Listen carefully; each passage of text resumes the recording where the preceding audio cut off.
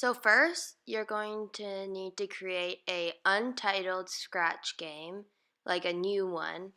And so to start off, you have to get a new sprite.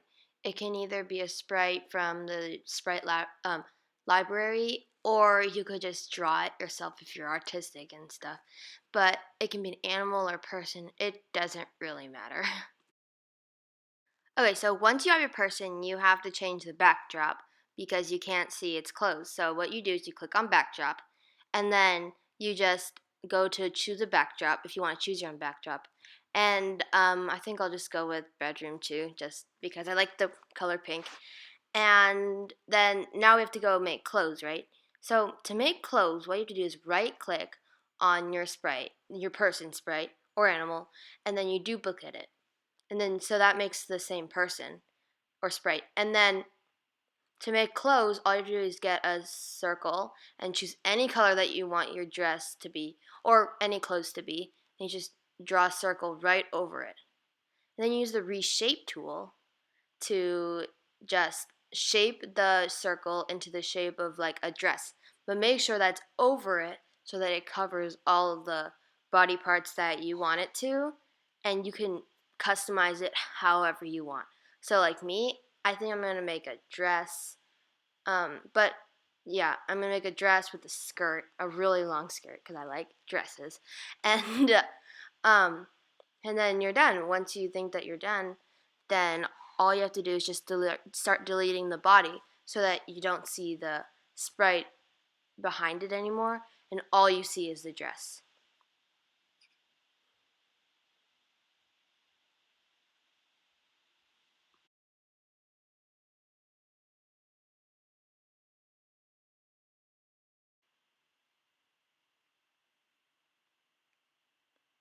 Once you have that all done, now the dress should fit your person if you've shaped it correctly to the body. And so after I made that dress, I made three other dresses. I by going down and clicking right, and I pressed duplicate exactly like how I did the person. And then so I just made three of them, and then I just changed the color using the fill in tool. And I also made some pants and a shirt just because, and they're basically exactly like dresses, and they fit. And but in big screen you can't move them, so we're gonna fix that. So to fix them, what you do is you go into one of them and you get the green flag. That means that when this flag is clicked, you go down to get the forever loop, and you click that with the green flag. So this means that it'll go forever and ever and ever, whatever's inside that loop. And then you can go to here, and then you get set move to draggable. That means that you can drag it. So that means that when the play button is clicked, then forever and ever and ever, the mode will be draggable. So basically, it'll just go on forever and ever, and it'll be draggable until you stop the game, basically. And then once I've added this program to every single one of the dresses and pants and shirts, it makes it so that they're draggable even on big screen, which means that even if you share it with somebody, then they could still drag it because even if they're not in the see inside on your project. And but if you press play and you move it, then it doesn't go back to the starting place. So what you have to do is you put your dresses where you want them to start out, and then you just like click dress, and you go to motion, and you go to X and Y, and if you move it, then that changes. So it always changes depending on where the sprite is. So that's really useful. And so all you have to do is just put them where you want them to be, and then you just get that block that says go to X and Y, and you just drag it underneath the when flag clicked. That makes it so that it goes to the position that it's in right now whenever you click that green flag. So even if you move it and you press the green flag again, it's back there.